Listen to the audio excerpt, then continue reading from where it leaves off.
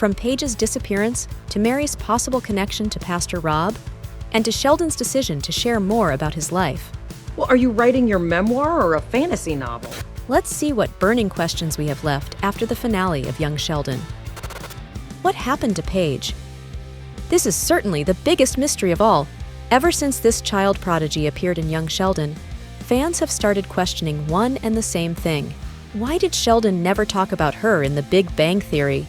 He loved recollecting his childhood, and Paige was an important part of his life in many ways. She was the first person who made him feel less intelligent. Checkmate. You lose. She was also the first person whom Sheldon comforted with a hot beverage.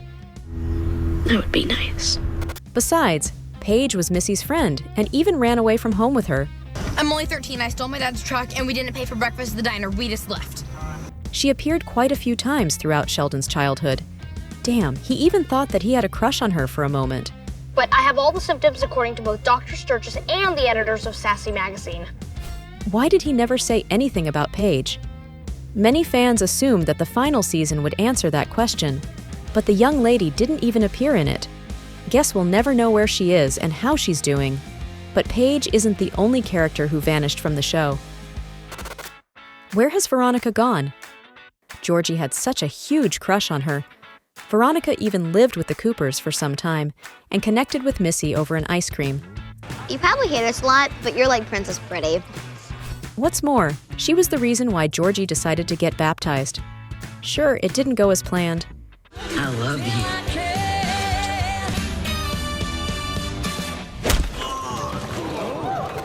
For some time after that, the young Cooper kept trying to take Veronica out on a date. She always refused, although it was obvious that she had feelings for him too. And eventually, Georgie moved on from his crush on her.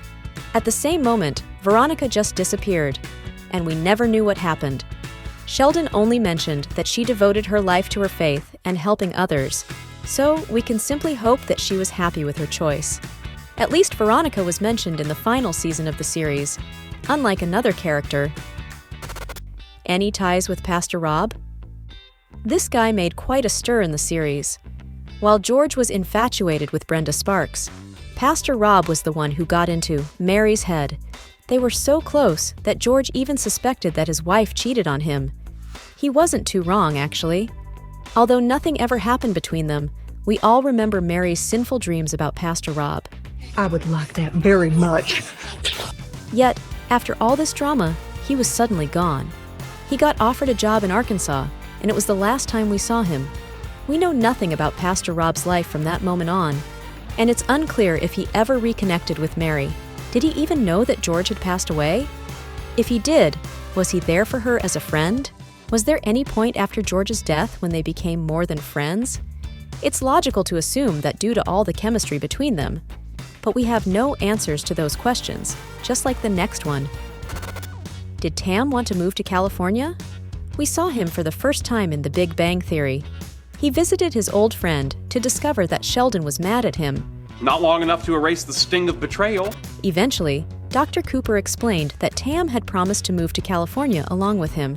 But then he went back on his promise to stay with his girlfriend in Texas. However, Sheldon's last meeting with Tam had nothing to do with this story. While they ate together at a library, Sheldon barely let Tam talk. Are you at all interested in my life? No, but thank you for asking. And there was no conversation about Tam moving to California.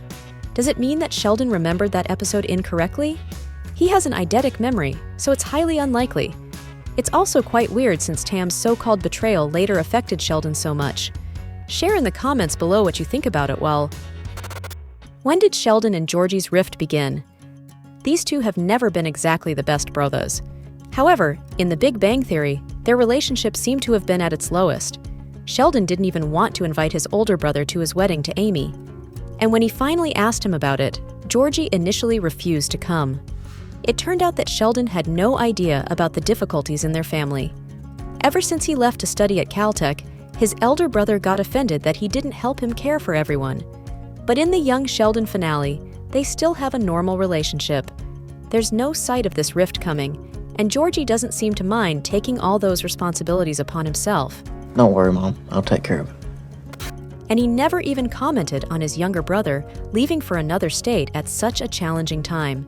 So, when exactly did he get mad at Sheldon? Meanwhile, the finale opened up one more issue for the fans. Why was Sheldon writing his memoir? The final episode revealed that the whole prequel series was nothing but Sheldon's memoir about his childhood. It was a nice touch and quite a logical turn of events. After all, he narrated the entire series. Besides, Sheldon has always been sure he'd be destined to become a great scientist. And one day, he certainly expected to start writing his memoir. But why did he do it at that exact moment? Winning a Nobel Prize would seem to have culminated his career, so it's unclear why Sheldon didn't start writing then.